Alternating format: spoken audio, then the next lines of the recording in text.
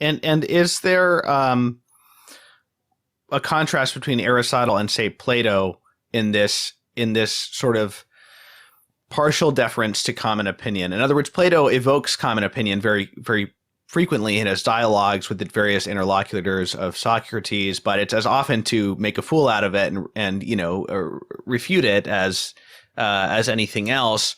And then, I've been reading the Stoics recently, and the Stoics don't seem to care at all for hardly at all for common opinion. And so it was striking to me to see the contrast between them and Aristotle, who starts with the idea that our basic gut responses to things have at least some degree of trustworthiness, even if we might not always interpret them properly. So in the case of Plato, it's interesting because you're right that he has a very deep appreciation for the ways in which we can be and very often are mistaken in our opinions. But that's not to say that he doesn't take people's opinions very seriously indeed, because Plato is always mindful of his audience, of his conversation partner. And he realizes that the only way for the person he's talking to come closer to the truth is by beginning where they are, right? Metaphorically speaking, you could say there are lots of different journeys we could go on, and there are lots of different paths we can take to get to any given destination. But all of those journeys and all of those paths have one thing in common, which is they start where you're standing right now. It's the only place that they can start, right? So for that reason, Plato is profoundly respectful in a certain way of opinions, because we find ourselves in the grip of those opinions, and wherever we're going to go, that has to be dealt with. But you're right that Aristotle gives, I think, a greater deference to common opinion. A great example is in his Ethics, where he asks the question, is pleasure good, right? Is pleasure something good? Because some people, cautious, let's say suspicious of the allure of pleasure and the way in which it pulls us away from that which is good in a deeper sense, had made the claim that pleasure is not good, or that pleasure in general is bad. And Aristotle's response to that is, all animals, all human beings seek pleasure in one form or another. Therefore, there's no point even in engaging seriously with the view that pleasure in general is bad, right? Everyone knows it's good. The people who say that it's bad do not reflect this in their lives.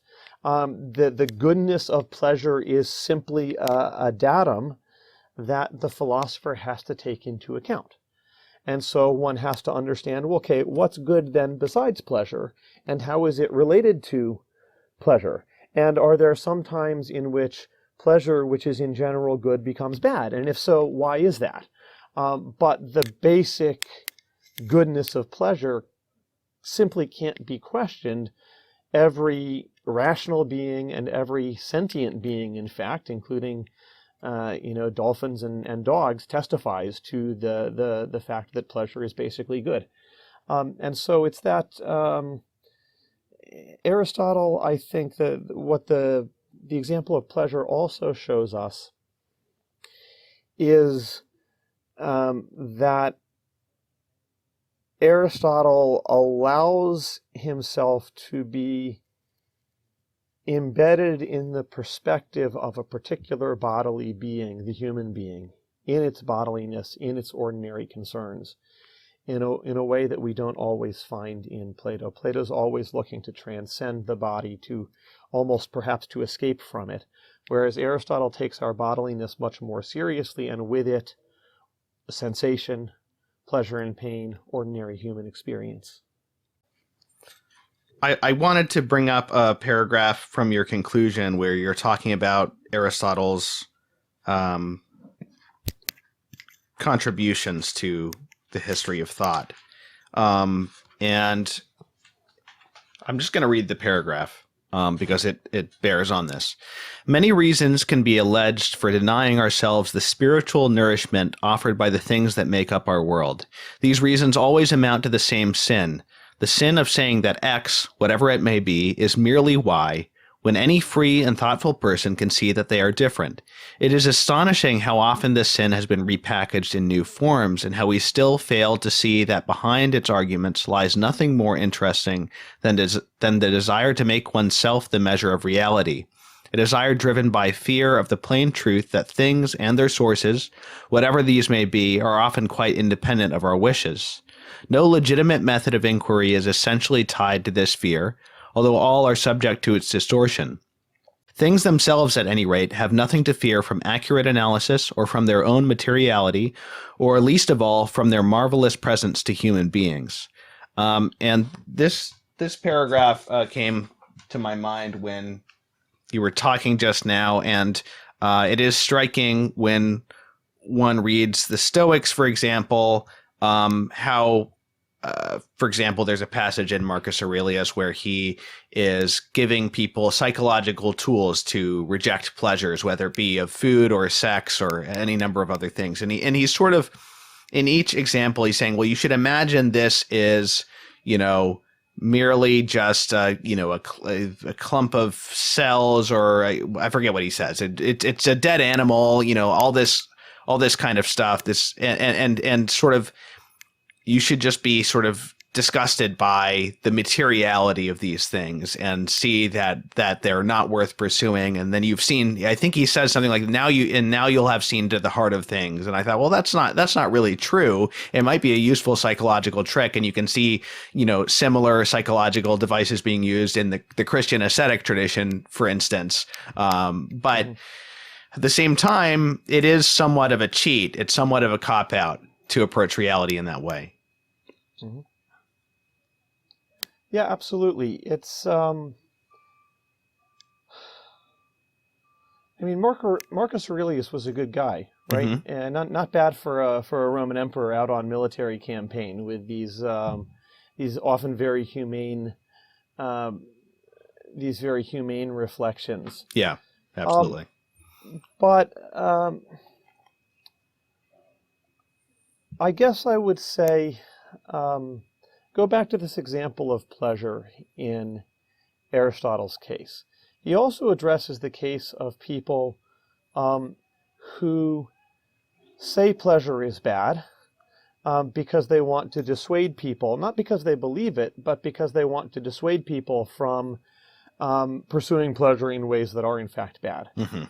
And Aristotle's response to that is that nothing is more persuasive than the truth. Right. And in fact, if people see that there's this group of philosophers who say that pleasure is bad, and they themselves pursue pleasures, even in very ordinary, harmless ways, now the truth is being brought into discredit, and people are just going to say, well, I'm just going to go pursue whatever pleasure, mm-hmm. Right? Right.